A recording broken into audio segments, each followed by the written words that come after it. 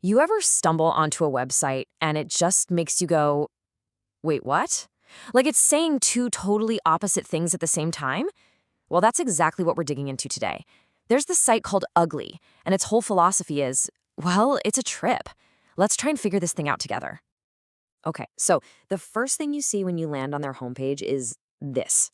Bam. On one side, it's practically screaming at you, be selfish.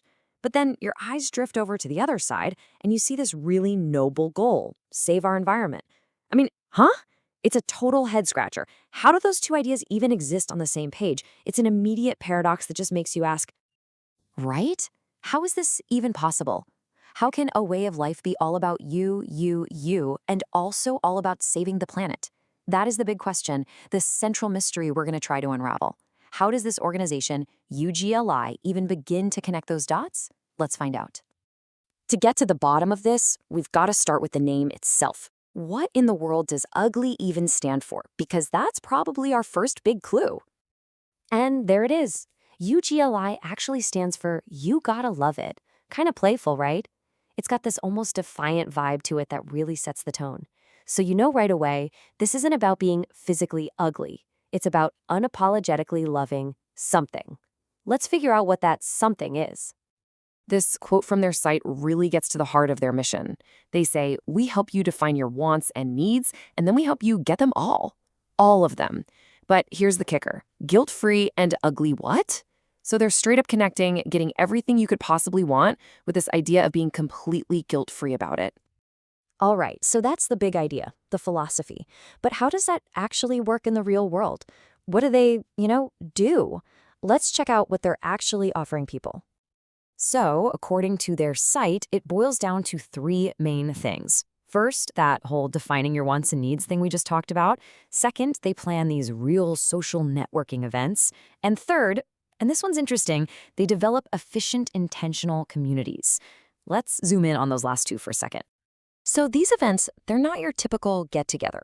Their whole point is to basically run an experiment.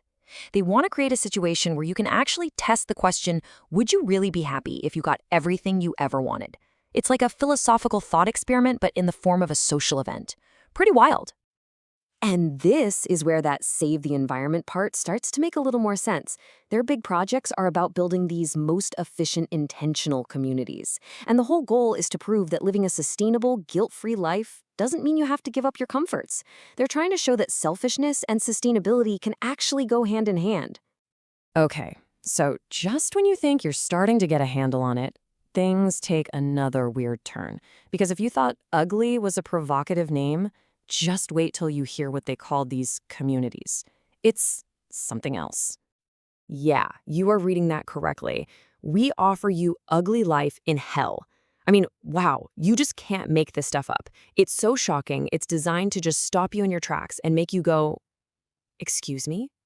That is some marketing you are not going to forget anytime soon. So, naturally, your first reaction is probably the same as mine. Hell? Are they for real? What on earth could they possibly mean by that? It seems to fly in the face of their entire goal of a happy, comfortable life. And here's the big reveal. It turns out hell isn't, well, it's not what you think. It's just the super provocative name they've given to their project of building those most efficient, intentional communities. So when they offer you an ugly life in hell, they're really just offering you life in one of their comfortable, guilt-free communities. The mystery's kind of solved, but man, that branding is still just bonkers. So let's recap. We've got selfishness, we've got environmentalism, and we've got a literal invitation to hell.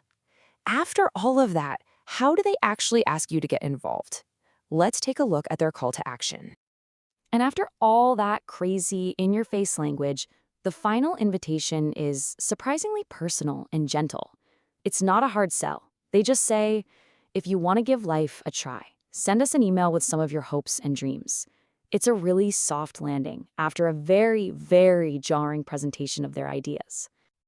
And that's where it leaves us, a philosophy that tries to fuse radical self-interest with environmental responsibility, all wrapped up in this unforgettable branding. It claims you can have it all without the guilt. So I'll leave you with this thought. Is this strange blend of selfishness and sustainability just a bizarre dead end? Or could it be a glimpse into a whole new way of thinking about how we live together?